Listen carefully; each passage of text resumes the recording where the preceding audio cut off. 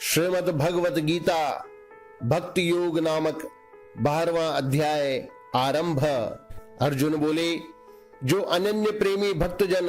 पूर्वोक्त प्रकार से निरंतर आपके भजन ध्यान में लगे रहकर आप सगुण रूप परमेश्वर को और दूसरे जो केवल अविनाशी सच्चिदानंद घन निराकार ब्रह्मा को ही अति श्रेष्ठ भाव से भजते हैं, उन दोनों प्रकार के उपासकों में अति उत्तम योग वेत्ता कौन है? श्री भगवान बोले, मुझ में मन को एकाग्र करके निरंतर मेरे भजन ध्यान में लगे हुए जो भक्तजन अतिशय श्रेष्ठ श्रद्धा से युक्त होकर मुझ सगुण रूप परमेश्वर को भजते हैं, वे मुझको योगियों में अति उत्तम योगी मान्य हैं। परंतु जो पुरुष इंद्रियों के समुदाय को भली प्रकार वश में करके मन बुद्धि से परे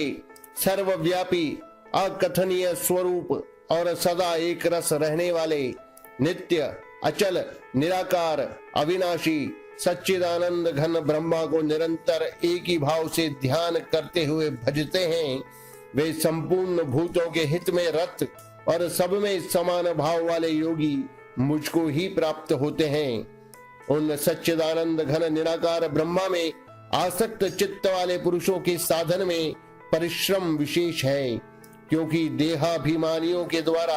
अव्यक्त विषयक गति दुख पूर्वक प्राप्त की जाती है। परंतु जो मेरे परायण रहने वाले भक्तजन संपूर्ण कर्मों को मुझ में अर्पण करके मुझ सगुण रूप परमेश्वर को ही अनन्य भक्ति योग से निरंतर चिंतन करते हुए भजते हैं, हे अर्जुन,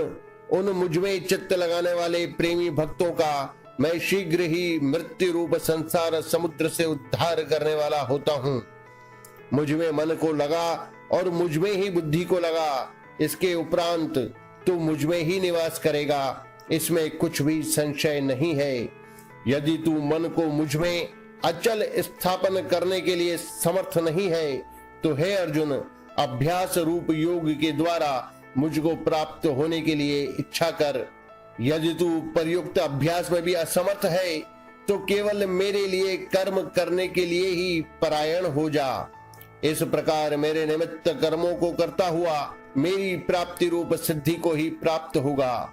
यदि मेरी प्राप्ति रूप योग के आश्रित होकर उपयुक्त साधन को करने में भी तू असमर्थ है, तो मन बुद्धि आदि पर विजय प्राप्त करने वाला होकर सब कर्मों के फल का त्याग कर। मर्म को न जानकर किए हुए अभ्यास से ज्ञान श्रेष्ठ है, ज्ञान से मुझ परमेश्वर के स्वरूप का ध्यान श्रेष्ठ है,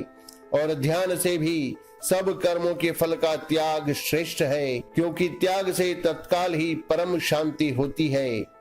जो पुरुष सब भूतों में द्वेष भाव से रहित, स्वार्थ रहित, सबका प्रेमी और हेतु रहित दयालु है, तथा ममता से रहित, अहंकार से रहित, सुख दुखों की प्राप्ति में सम और क्षमावान है, अर्थात अपराध करने वाले को भी अभय देने वाला है,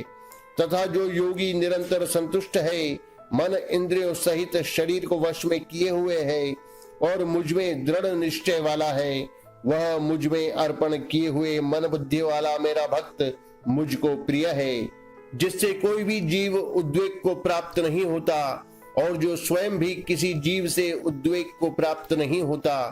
तथा जो हर्ष अमर्ष भय और उद्वेग आदि से रहित है, वह भक्त मुझको प्रिय है। जो पुरुष आकांक्षा से रहित, बाहर भीतर से शुद्ध,